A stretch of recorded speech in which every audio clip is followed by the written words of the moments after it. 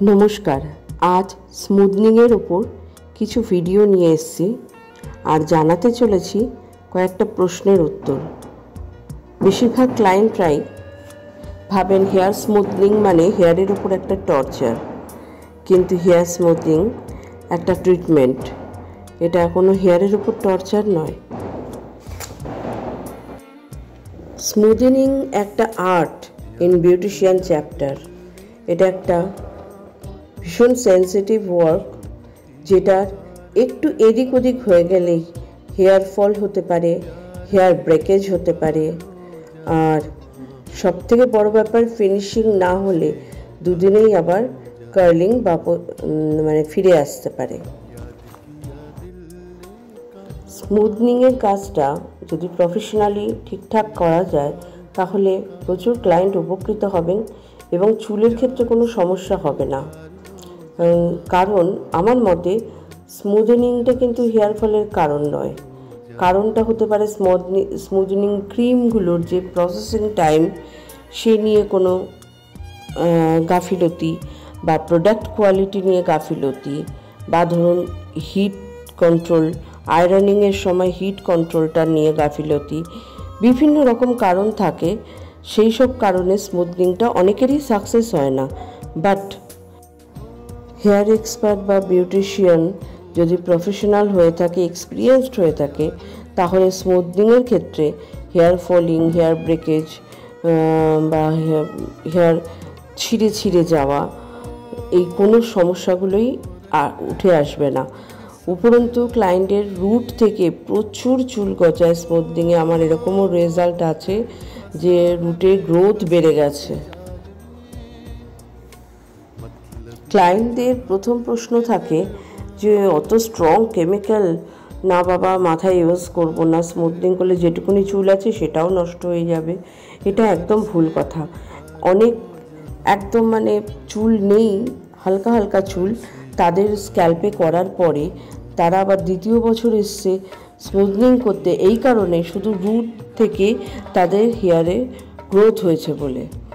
তো এগুলো তো যদি গল্প কথা মনে হবে এখন, এর কোনো প্রমাণ আমি দিতে পারছি না। কিন্তু যারা আমাদের স্যালনের ক্লোজ আছে কিছু কিছু ক্লায়েন্ট, তারা নিজেরাই বলতে পারবে হ্যাঁ আমার কথাটা কতটা সত্যি।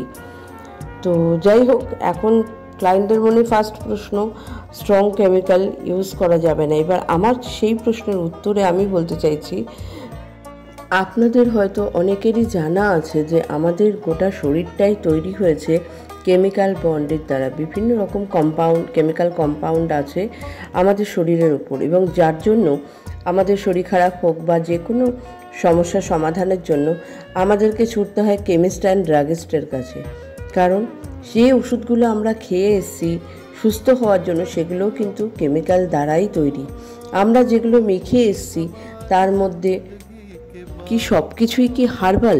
তার মধ্যে কিছু কেমিক্যাল না পড়লে সেই হার্বাল জিনিসগুলো কি টেকে না? প্রিজার্ভ করার জন্য সামথিং কিছু কেমিক্যাল ইউজ করতেই হয়, না হলে আমাদের জিনিসগুলো, হার্বাল জিনিসগুলো নষ্ট হয়ে যায়, তাই না? তো এক্ষেত্রে দেখা যাবে আপনাদের দৈনন্দিন জীবনে হার্বাল জিনিসের যতটুকুনি আমরা খাচ্ছি হয়তো সেইটুকুনি ছাড়া বেশিরভাগটাই কেমিক্যাল। তো আমাদের হেয়ারের বন্ডগুলো শুধরাতে বা ওটাকে ঠিক করতে গেলে আমাদের কেমিক্যাল কেন ইউজ করব না? আমরা স্পা করছি, সেটাও তো কেমিক্যাল। আমরা যে হেনা করছি, পাতাটা ডাস্ট করে শুধুই কি পাতার সঙ্গে কোনো কিছুই মেশানো নেই? ওটাও কেমিক্যাল, ওর মধ্যেও কিছু মেশানো থাকে।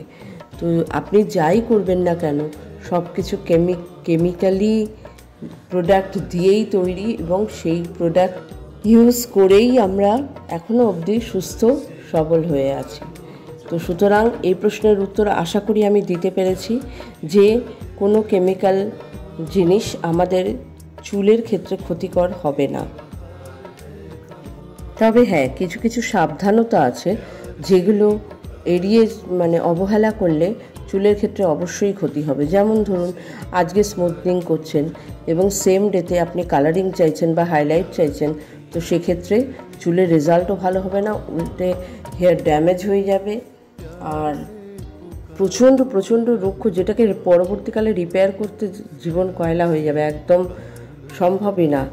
অনেক দিন চুলটা মানে ভীষণ বিচ্ছিরি দেখাবে।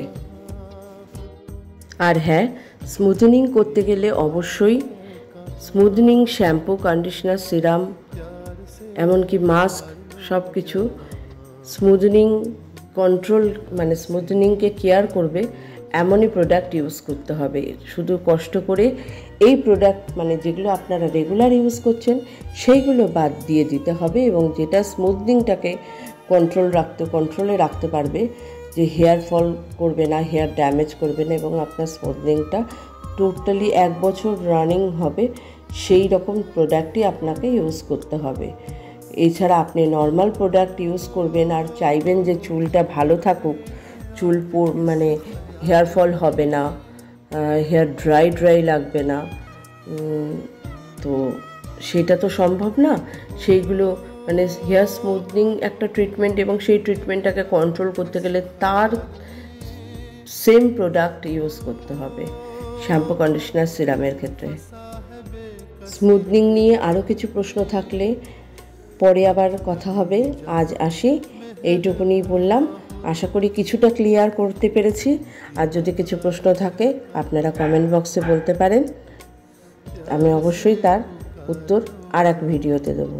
আসি তাহলে, টাটা, বাই বাই।